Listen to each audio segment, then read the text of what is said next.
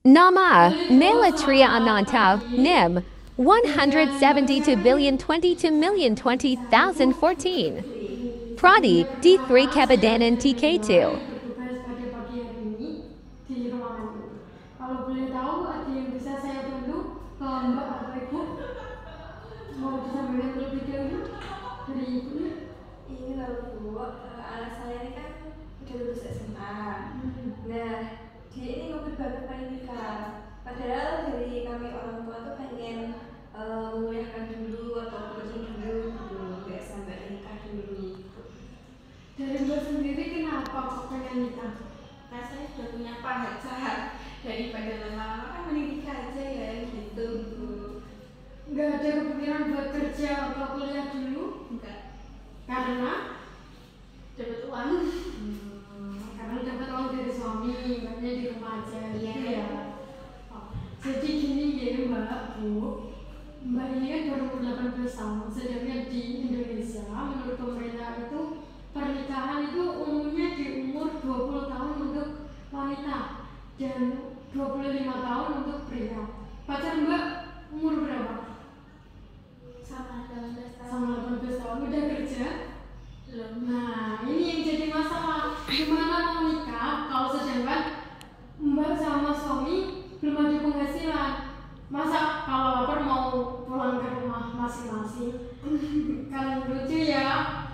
Dan tadi si ibunya juga bagus niatnya untuk menguliakan Mbak biar nanti memberantas mohon maaf kemiskinan ya Bu, memotong kemiskinan. Jadinya nanti Mbak ya insya Allah dapat pendidikan yang baik, kerjaan yang baik, serta menunjang ekonomi Mbak serta keluarganya. Terus untuk hal yang perlu diperhatikan ya Mbak, usia ideal untuk menikah seperti yang tadi saya sampaikan. Untuk wanita di Indonesia umumnya sekarang itu 20 atau 21 tahun itu minimal untuk boleh menikah secara negara ya. Lalu untuk laki-laki biasanya di umur 25 tahun ke atas. Nah, untuk usia ideal melahirkan yakni di kisaran umur 20 sampai 34 tahun. Lalu jarak ideal kehamilan antara 3 tahun. Jadi anak pertama misal udah 20 tahun menikah, terus nanti boleh melahirkan lagi atau boleh hamil lagi di usia Mbak yang 23 dan 24 tahun. Itu ideal untuk melahirkan karena sistem atau rahimnya udah kembali ke bentuk semua. Terus aspek kesehatan dan gizinya juga perlu diperhatikan sebelum dan selama kehamilan seperti anaknya. Ini kan Mbak baru 18 tahun. Kalau main sering konsumsi tablet-tablet darah betul? Nggak pernah kan? Nah, itu juga nanti bisa memicu adanya anaknya pada saat kehamilan serta terjadinya stunting pada janin yang Mbak kandung. Terus resiko pernikahan dini Mbak seperti bisa dilihat di sini ya, Ibu juga kurangnya perawatan selama hamil dan sebelum melahirkan. Mbak lagi lulus SMA, pastinya pengetahuan serta ilmu tentang berumah tangga ya Bu, tentang hamil, tentang melahirkan, nifas dan sebagainya pasti belum tahu banget. Benar? Nah, terus tekanan darah tinggi. Ini juga bisa memicu adanya darah tinggi atau hipertensi pada saat kehamilan maupun pasca melahirkan.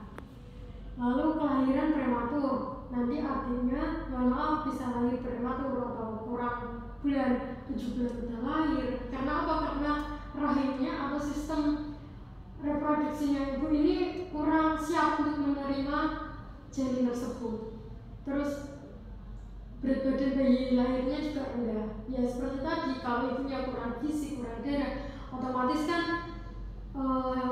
berat badan janin ibu atau bayi ibu nanti kan juga rendah.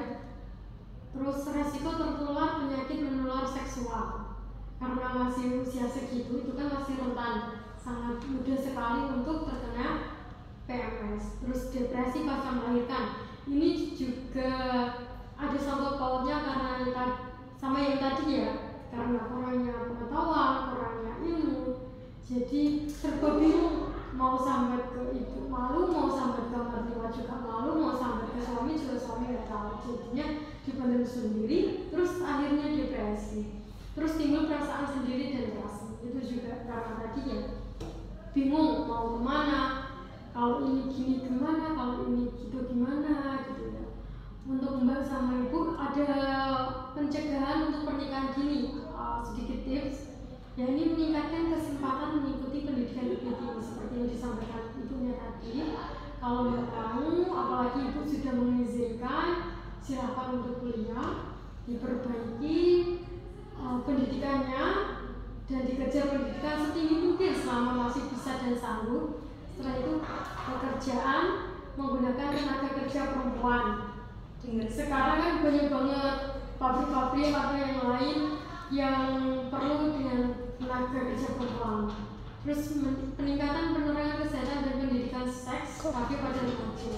Ini biasanya boleh datang ke PMJ atau biasanya ada sosialisasi dilakukan oleh desa maupun pemerintah ya. Terus yang keempat, peningkatan kesehatan remaja dalam persiapan perkawinan yaitu dengan counseling seperti ini misalnya. Jadi nggak usah terburu-buru untuk menikah terlebih dahulu, apalagi masih muda, perjalanannya masih panjang sekali, masih banyak yang harus dilakukan, harus membanggakan ibunya terlebih dahulu, seperti itu. Dari penjelasan saya bisa diterima atau mungkin nanti yang mau ditanyakan lagi? Kan pacar saya warisan mobil Bu. Terus banyak warisannya. Oke, mungkin secara finansial terlihatnya sudah matang gitu ya. Tapi kan kita nggak tahu di masa depan ya Bu. Siapa tahu ini kan orang tua pacar Ibu masih hidup. Masih. Nah, siapa tahu nanti ke depannya ya. Amit jauh ada yang sakit, kecelakaan kan butuh uang banyak. Siapa tahu nanti harta warisannya itu untuk hal-hal lain atau hal-hal yang digunakan nggak cuma buat untuk keperluan Ibu dan Mbak dan calon Mbak. Jadinya kan kita nggak bisa mematok harta itu sebagai nafkah utama, sebagai gaji pertama atau sebagai uang utama ya dalam hubungan Mbak sama calon Mbak. Jadi sebisa mungkin kalau Mbak bisa ya untuk saat ini tuh perempuan harus bisa berdiri di kakinya sendiri. Jadi jangan pernah menggantungkan orang lain, suami apalagi orang lain itu sendiri kan.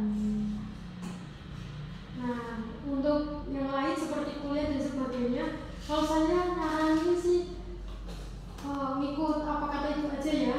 Apalagi solusinya kan bagus untuk kuliah Ibu, begitu. Masih mau menikah setelah tahu resiko pernikahan dini tadi? Saya pikirkan lagi. Nah, oke. Nanti diskusi sama Ibu, Bapak, sama calon suaminya. Diajak diskusi bareng-bareng ya Bu. Iya. Mungkin itu bisa saya sampaikan. Nggak ada lagi yang mau ditanyakan? Udah ada. Terima kasih.